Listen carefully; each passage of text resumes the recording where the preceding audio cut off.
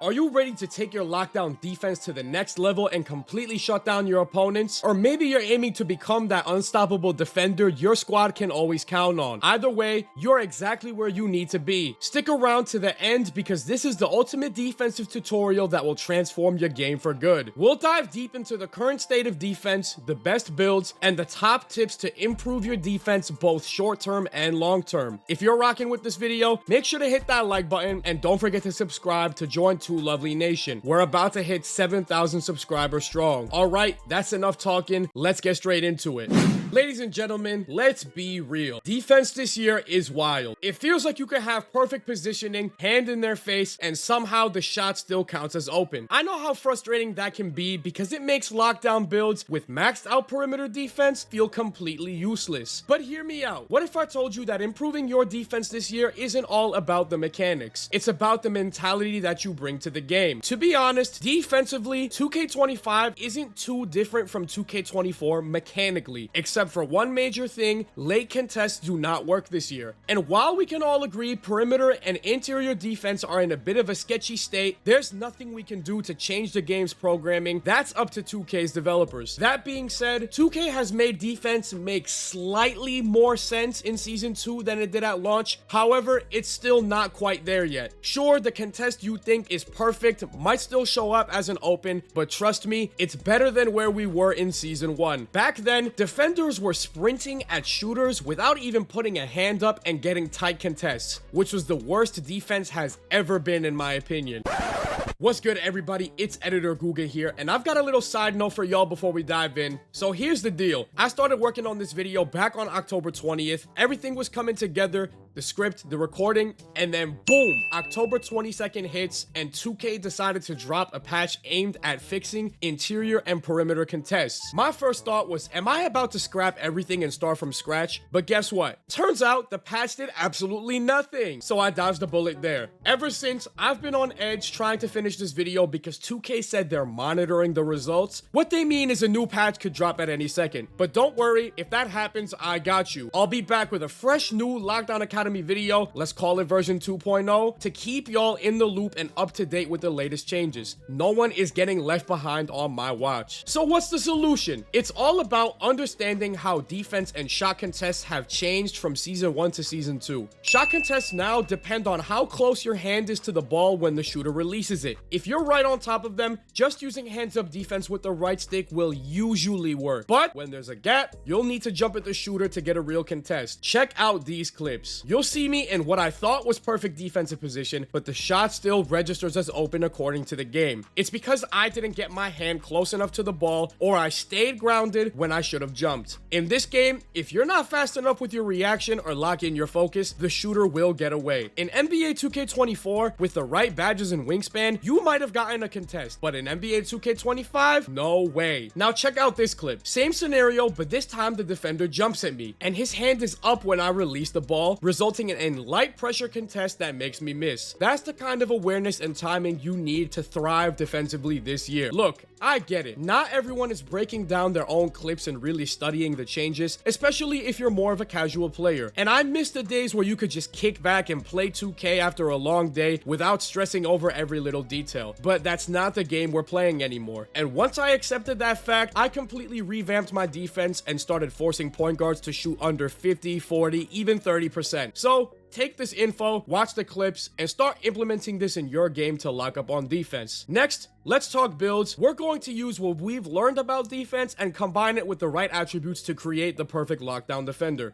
Alright y'all, let's get straight into it. Defense in NBA 2K25 is no longer just about cranking up your perimeter defense attribute and chasing down your opponent. It's all about strategy and using the right attributes to dominate. In this section, I'm breaking down every key defensive attribute so you could really understand how to become a true lockdown defender. Now, I'm not going to get too deep into interior defense today, and here's why. Number one, I'm saving that for my Big Man Academy video, and number two, interior defense is is still iffy in the game right now. I don't want to drop a video until I fully mastered it. I'm not about to put y'all in a position to fail, but enough talk. Let's get into these defensive attributes. First up, agility. And trust me, it's not just about speed. Agility is tied to your lateral quickness, which is crucial for lockdown defenders. Back in the day, lateral quickness was either its own attribute or tied into perimeter defense, but not anymore. Now, shout out to 2K Toots for this clip. You can see the massive difference between 99 and 25 agility, especially when it comes to changing directions. And for lockdown defenders, that's a game changer. Whether you're guarding players who love to speed boost or zigzag behind screens, you need to change directions on a dime. That's why in every lockdown build I've dropped, I always stress going a high enough agility, because it's key to keeping up with those shifty offensive players. Next up, let's talk about perimeter defense. In NBA 2K25, perimeter defense won't bail you out for playing sloppy anymore. It's not like the old days where you could play bad defense and hope you get a late contest animation. Now, it's a tool to shut down your opponent when you play the right way. The better your defense, the more you'll see light pressure or tight contests. Here's an analogy. Think of perimeter defense like driving a high-performance sports car. If you're skilled and know how to handle it, timing your turns, hitting the brakes just right, you're going to see the full potential of your car and dominate the race. But if you're reckless, relying on the speed of the car alone to save you will force you to crash. Same in 2K25. Play sloppy and your attributes won't save you. But when you play smart, the high perimeter defense will make you shine. I highly recommend that you guys take this mentality into consideration before blindly pouring a 99 perimeter defense onto a build and not getting the results that you hope for. Now, let's get into steals. Don't get it twisted. When 2K25 first dropped, steals were crazy. People were getting teleporting lane steals left and right. I remember my day one build, a 5'9 PG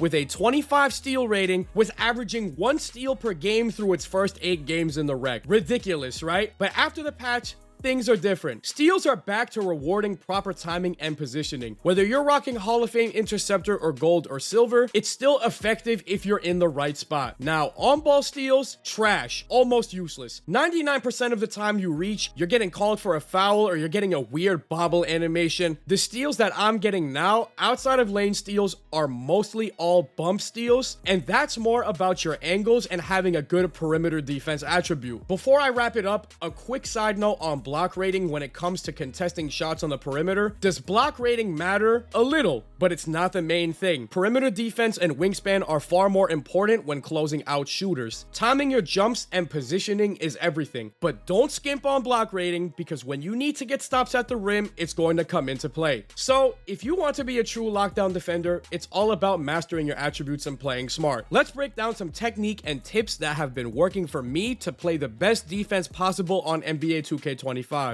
Now that we've broken down the fundamentals of defense and dug deep into what these attributes really do for you, you might be asking yourself, what can I practice to level up my defense? Well, let's start by tackling one of the biggest issues, jumping. This one is crucial. If you caught my Lockdown Academy video last year, you already know the cardinal sin of defense is leaving your feet. And while that still rings true for older 2Ks and real life hoops, things are a bit different in NBA 2K25. We've already discussed that jumping is the only way to get the highest contest, and even the head developer of the game confirmed it. So we're now in this weird gray area where you never want to jump as a defender, but at the same time, you kind of have to if you want that solid contest. So how do you handle it? In my opinion, you just have to be smart about it. Don't jump at every snatchback or every catch and shoot. Remember, the other team has brains too. They'll catch on, pump fake, or make a move while you're floating in the air with zero defensive control. If your opponent is snatchback happy or their shooters are letting it fly without a second thought, mix it up. Jump at them when necessary,